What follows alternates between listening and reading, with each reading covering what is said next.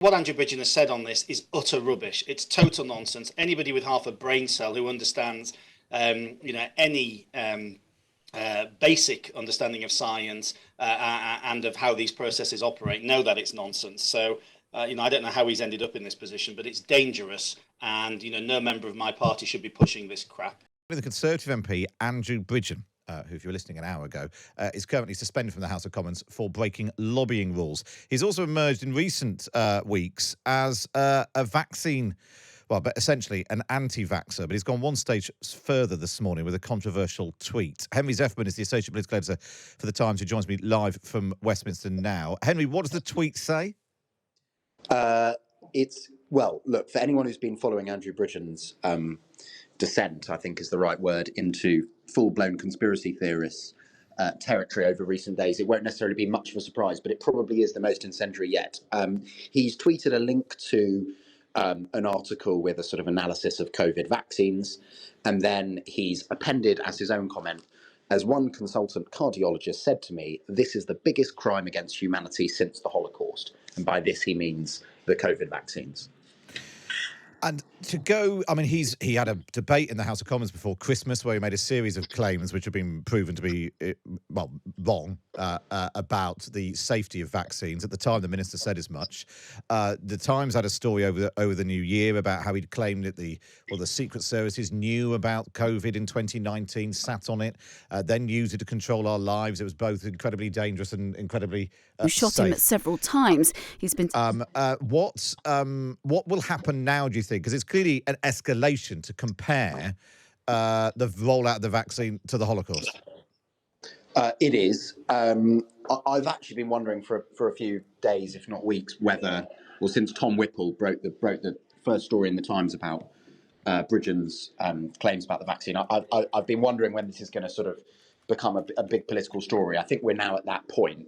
Simon Clarke, former cabinet minister under Boris Johnson and Liz Truss, has responded to Andrew Bridgen on Twitter saying his tweet is disgraceful. I suspect we'll see more forceful condemnation from more people, but I do sort of wonder at what point we're nudging into the territory where Simon Hart, the chief whip, might withdraw the Conservative whip from Andrew Bridgen. Henry, thank you for that. We'll obviously keep across that. Henry Zeffman, the Times' Associate Political Editor, joining us live from Westminster. Well, let's speak to one of Andrew Bridgen's colleagues, Sir Peter Bottomley, Conservative MP for Worthing West, father of the House in the Commons, and Vice Chair of the All-Party Parliamentary Group for Holocaust Memorial. Morning, Peter. Good morning. Andrew Bridgen says the rollout of the vaccine programme is the biggest crime against humanity since the Holocaust. Can he remain as a Conservative MP? Well, I'm not going to comment on that, but I am going to repeat is what Henry just said, which is Andrew Bridgen apparently said, as one consultant cardiologist told me, this is the biggest crime. So, in fact, they aren't directly his words. By repeating them or endorsing them, he's getting pretty close to doing that. He did the same thing previously by talking about vaccine injuries. Fact number one, vaccines against COVID are not crimes against humanity, they're helping humanity. And secondly, anyone who brings the Holocaust in is actually trespassing on dangerous ground and on the hearts and lives and memories of many people who don't have cousins because of the Holocaust, don't have grandparents because of the Holocaust.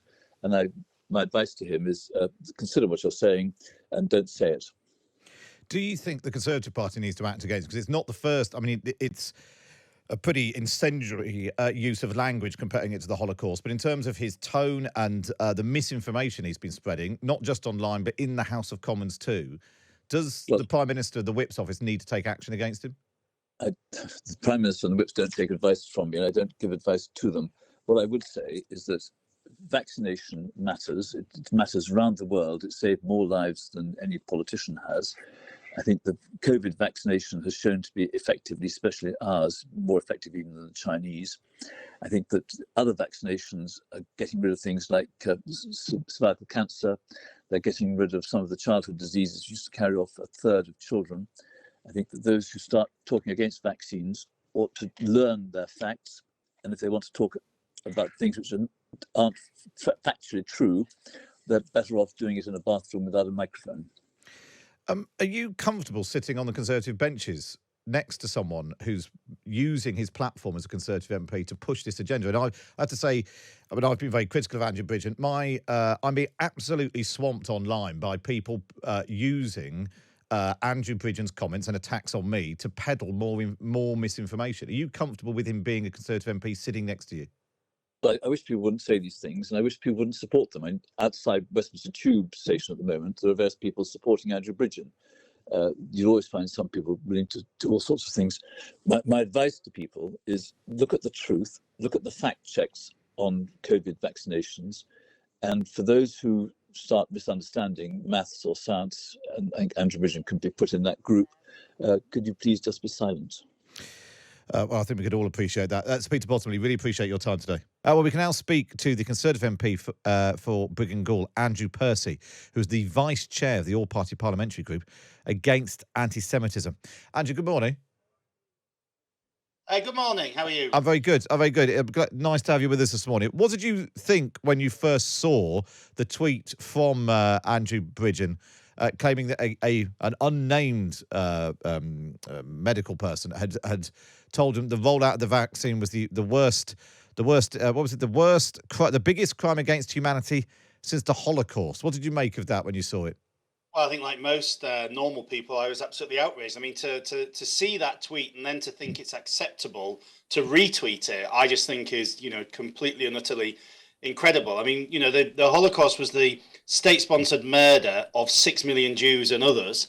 To compare that to the vaccine rollout is frankly sick. It's disgusting. But this is one of the problems we've seen throughout the anti-vaccine movement, is this constant comparison between the Holocaust and the anti-vaxxer movement. Even if you remember when they were marching against this, they were wearing yellow stars.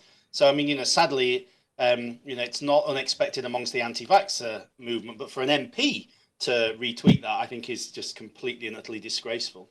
I mean, he's been on quite a journey, Andrew Bridgen. On the 2nd of April 2021, he posted pictures of himself having his vaccine, saying the staff are very helpful. Can I encourage everyone to take up their vaccine appointment to protect themselves and those they love? Together we can beat COVID. What's gone on with him in the last few weeks? This is probably one of the most egregious examples, but he's used a debate in the House of Commons to raise completely unfounded claims about the safety of the COVID vaccination. Story from the Times over the new year in which he claimed that it was the Secret Services had known about COVID before for months before it went public, and then used it to control people's lives.